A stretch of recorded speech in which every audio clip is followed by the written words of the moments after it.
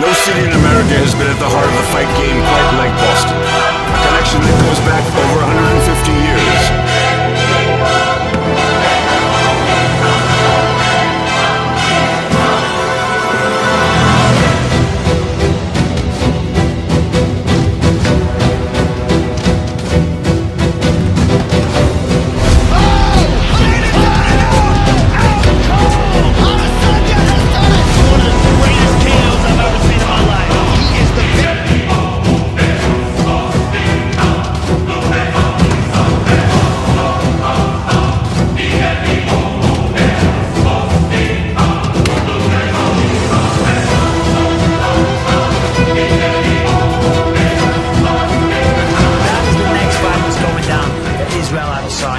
Hello everybody and welcome to Aggressive and Unstoppable.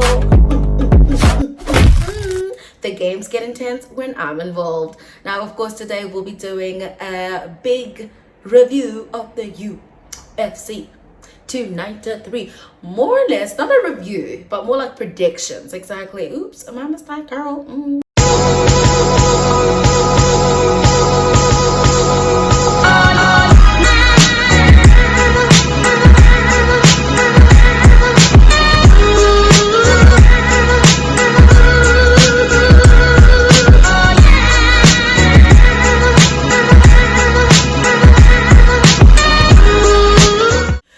Doing predictions of UFC 293, which I am beyond excited to get into.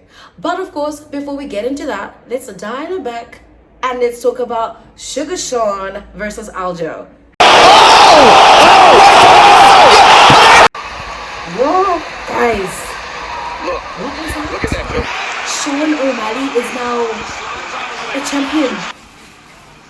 I didn't see that coming. I did not see that coming. My money was on Aljo, and I was like, Aljo's got this.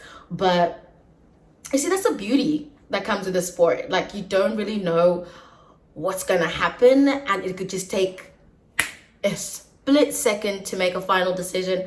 However, I must commend Aljo. He took that L like a low-key man. I mean, after that, I was like, oh my gosh, Aljo. But he did a really good job being elusive, staying on the outside of the cage, and congrats to him and his team. I can't say nothing bad about the guy. This was nothing but respect at the end of the day. Another guy chasing the dream. I actually might, oh my gosh, oh, stop it. But Sugar, let the Sugar train, does Sugar not remind you guys of McGregor and his upcoming, well, not really, okay, now I'll be insulting McGregor if I say that, but more or less of the hype. Because Sugar Sean O'Malley is the hype. And remember, we spoke about this. We said that day, and I really wanted Sugar Sean O'Malley to win because he brings in fresh crowd, newer people, and he's got that hype, that whole candy cotton hair, his whole persona, I would like to say. You know what? I really spent way too much time on Aljo and Sugar, but I cannot believe that, like, for me, I'll say that was a fluke. We need to spin that around the block. Spin it.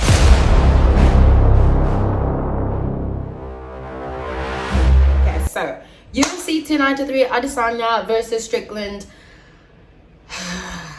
Listen, I have a lot to say about this because I feel like Adesanya is dodging Pereira. Why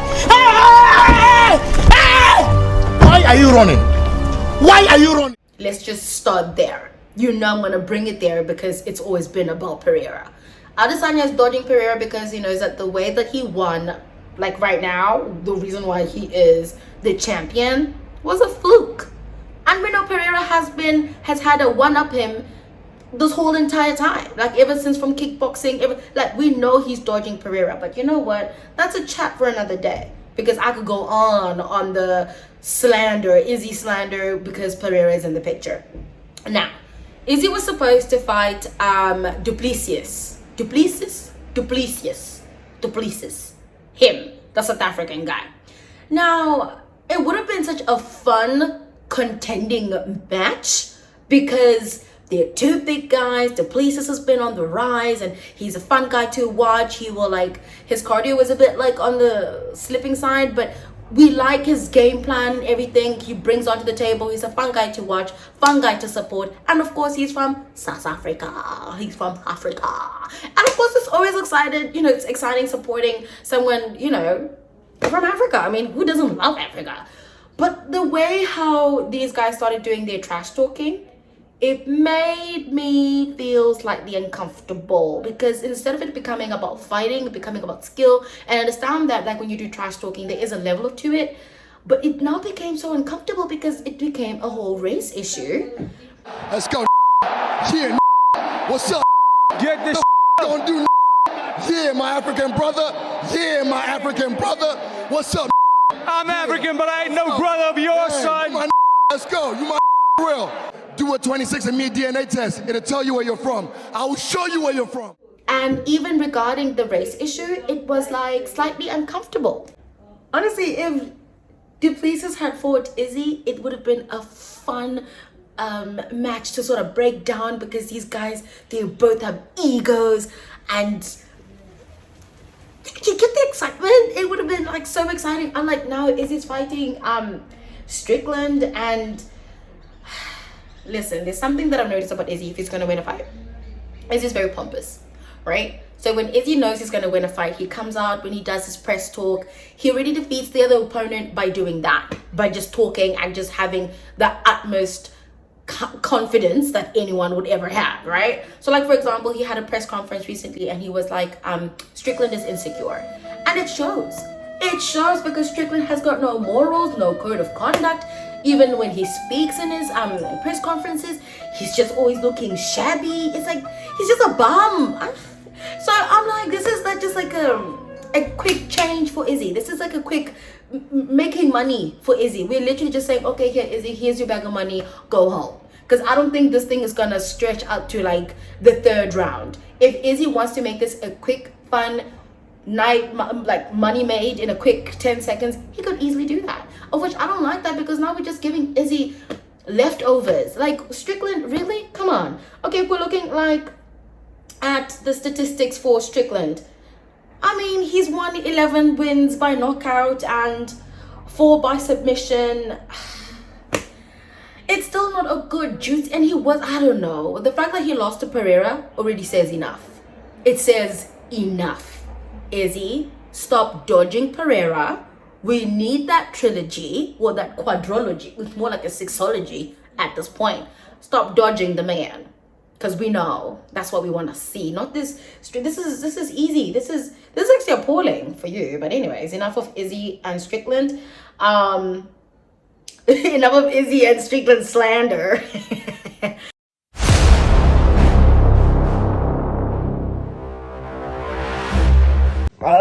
UFC 293, and like, let's be real here, bro.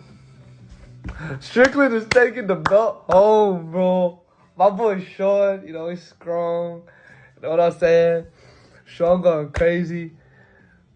Izzy, you know, Izzy's tough, but like, I don't think his nails can save him in the cage, bro. I mean, Sean, everyone's saying Sean's gonna get slept, but in the UFC, you never know what can happen. Anything can happen. Anything's possible. So, personally, I'm putting the house on Sean. That's my boy. That's gang. But yeah. Love Sean. Okay, so what are my predictions? Of course, Izzy's gonna win this first round. Either knockout, doctor. I don't want to say doctor stoppage, because Izzy's got all those skills, and he's probably going to now start to show more of himself, trying to like show his finesse and ease into it. Strickland, honestly, just go home. Like, what are we doing? This cannot be the headliner, and they're doing this in Sydney. Like, come on, guys, come on.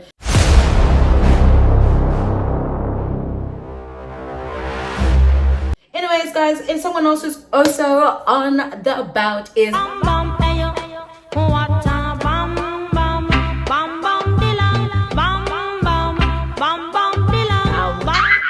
you know what's riding for my man Bam Bam. But of course, after his loss with Cyril Gane, yeah.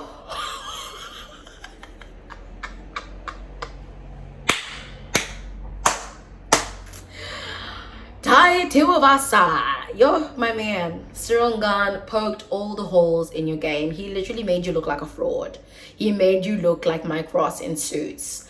But like, even worse. Honestly, at this point, the way Strickland poked holes in Bam Bam's UFC career, not just like then, but like his whole entire career, he made it seem like I could go up in the ring and fight Tai Tuivasa and win. He just made it seem like Tai Tuivasa knows how to do street fight.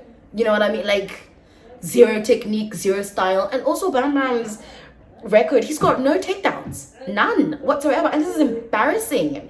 He's got what, 14 wins by knockout, but his resume doesn't really hold much water, which is worrying because he is fighting Alex Volkov. Ooh. So Tai Tuivasa is number 6 and Alexander Volkov is number 8. This man's got 24 knockout finishes, 3 wins by submissions. I mean, his resume is looking good.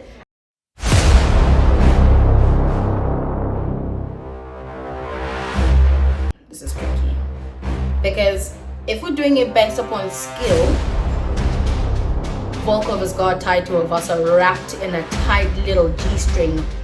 You know what I mean? So, but if it's not going into like raw dogging it, throwing game plan out the window, I would say maybe Tai Tuivasa. But also, these guys are big guys. So it only just takes one punch to land and Miz is already like stumbling. You see what I mean? So, I don't know. I'm here for my man. Bam, bam, bam, bam, bida. Bam, bam. I say Bam Bam.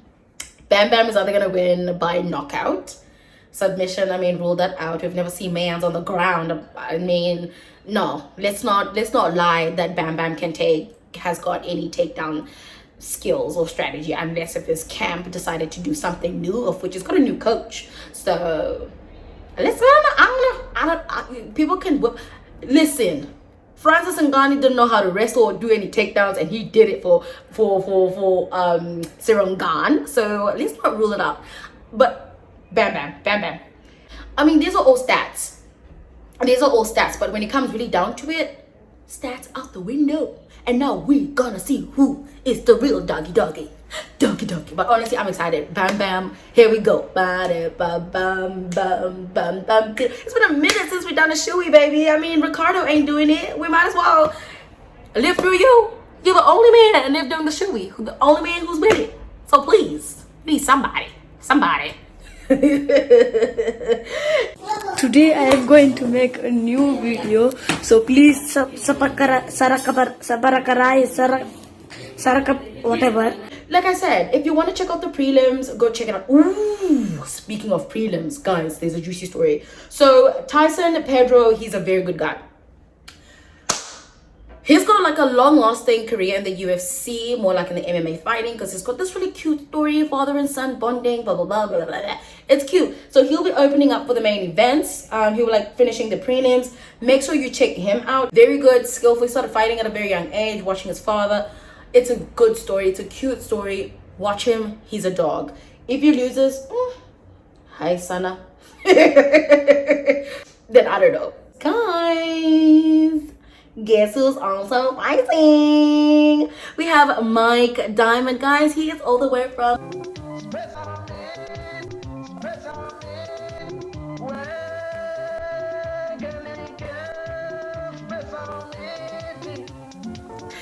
Zimbabwe. We are making it. First, we've got the Cinderella Man, and then we've got a Mike Diamond, and then we've got Chisora, and then we've got Hilda Mendigo. I mean, stop!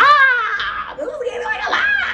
But I'm so excited. Mike Diamond will be fighting Charlie Radic or something like that. Guys, Mike is still up and coming. Don't judge him. I know some of my friends are very brutal when they judge him. And also he's Izzy's best friend. They just assume that if you're his best friend, you're supposed to be just as equally good. Sometimes some of these things take time. Be patient with my man, okay? Mike, also don't disappoint. The last few fights, you kind of did disappoint. Come on. I'm really going out on a limb for you here. Come on. Give us a win. Give us But anyways, guys, my man from Zimbabwe is repping us in the UFC 293. Anyways, these are all my UFC 293 predictions. Make sure to let me know in the comments to say what you guys think of the fight, after the fight, or during the fight, or let me know also your predictions of who you think is gonna take the bag home. Anyways, I am Hilda Digo. Don't forget to subscribe, like, and hit the notification bell for more.